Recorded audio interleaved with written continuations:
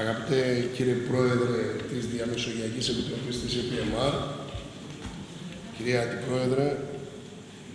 αγαπητέ φίλε Γιώργο Αλεξάκη, κύριε Περιφερειάρχα, κύριοι συνάδελφοι από αρκετές περιοχές της Μεσογείου, σας καλωσορίζουμε στο όμορφο Ναύπλιο, στην πρώτη πρωτεύουσα του σύγχρονου ελληνικού κράτους και ουσιαστικά το κέντρο ενός πολύ μεγάλου αρχαιολογικού πάρκου που χαρακτηρίζει την περιοχή μας, ίσως μια από τις πιο σημαντικές αρχαιολογικές περιοχές στη χώρα που φιλοξενεί πολύ μεγάλους επισκέψιμους τόπους όπως είναι οι Μυκήνες, η Τύρινθα, η Επίδαυρος, το Άργος και πάρα πολλοί άλλοι. Με πολύ μεγάλη χαρά σας υποδεχόμαστε εδώ στις εργασίες της Γενικής Συνέλευσης της Διαμεσογειακής Επιτροπής, η οποία συνέπεσε με μια πολύ κρίσιμη εποχή για τη χώρα μας. Είμαι βέβαιος ως ο τοπικός αντιπεριφερειάρχης ότι είναι ιδιαίτερα σημαντική η παρουσία σας σήμερα εδώ στην περιοχή μας, στην όμορφη Αρβολίδα, στο όμορφο Ναύπλιο. Και είμαι βέβαιος ότι τα αποτελέσματα της Γενικής Συνέλευσης, τα οποία αναμένουμε όλοι μας, θα αποτελέσουν ισχυρά ντοκουμέντα για την ανάπτυξη των περιφερειών μας, για μια νέα Ευρώπη και μια νέα Μεσόγειο των περιφερειών, όπως όλοι εμείς που πιστεύουμε σε αυτόν τον τρόπο λειτουργίας των ευρωπαϊκών κρατών προσδοκούμε από όλους εσάς. Σας καλωσορίζω λοιπόν για μια ακόμα φορά, με πολύ μεγάλη χαρά που σήμερα βρίσκεστε μαζί μας, και να δώσω το λόγο στον Περιφερειάρχη. Καλώς ήρθατε στην όμορφη Πελοπόννησο. Κύριε Πρόεδρε, κύριοι Αντιπρόεδροι, κύριοι μέλη της Γενικής Συνέλευσης της Διαμεσογειακής Επιτροπής, με μεγάλη χαρά σας καλωσορίζω. Αντιλαμβάνομαι τα μεγάλα ζητήματα και τα προβλήματα που υπάρχουν πλέον στην ευρύτερη περιοχή και τις αντικσοότητες που συναντήσατε και συναντούμε καθημερινά. Θα θέλαμε κάτω από εντελώς διαφορετικές προϋποθέσεις να είναι αυτή η συνάντησή μας και αυτό το καλωσόρισμα, αλλά δυστυχώς πολλές φορές τα πράγματα δεν ορίζονται σύμφωνα με την επιθυμία μας, αλλά σύμφωνα με τον πολιτικό χρόνο που γίνονται. Θα ήθελα, επειδή αντιλαμβάνομαι ότι πολλά στελέχη και μέλη της Γενικής Συνέλευσης δεν παραβρέθηκαν σήμερα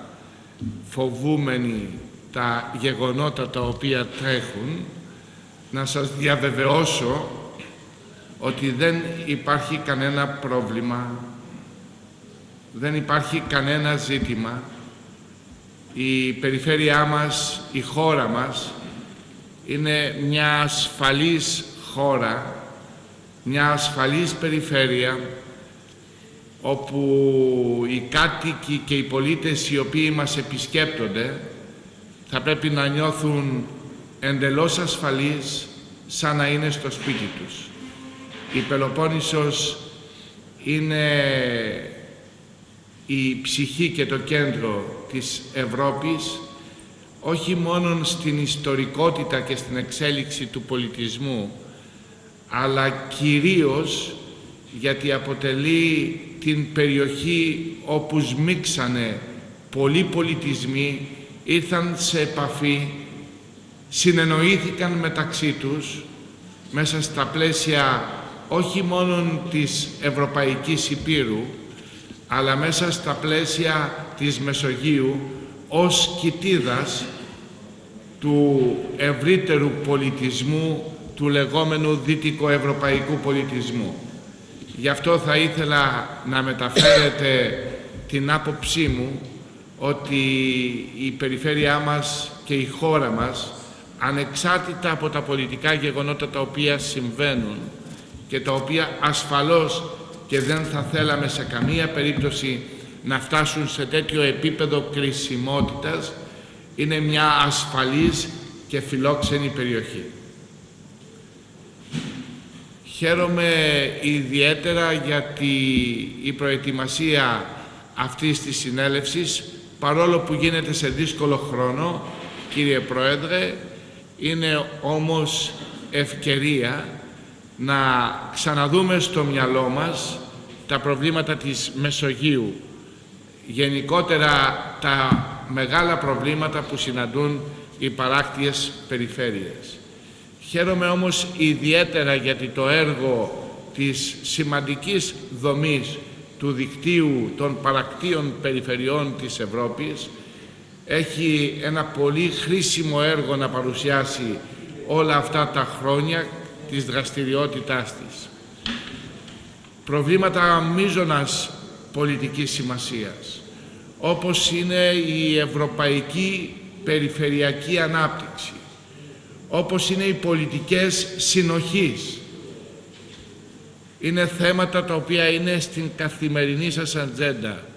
και χαίρομαι πάρα πολύ γιατί η παρέμβασή σας στην δημιουργία των δομών αλλά και των σκέψεων του καινούργιου επιχειρησιακού προγράμματος Ευρώπη 2013-2020 φέρουν την δική σας παρεμβατικότητα και το δικό σας στίγμα.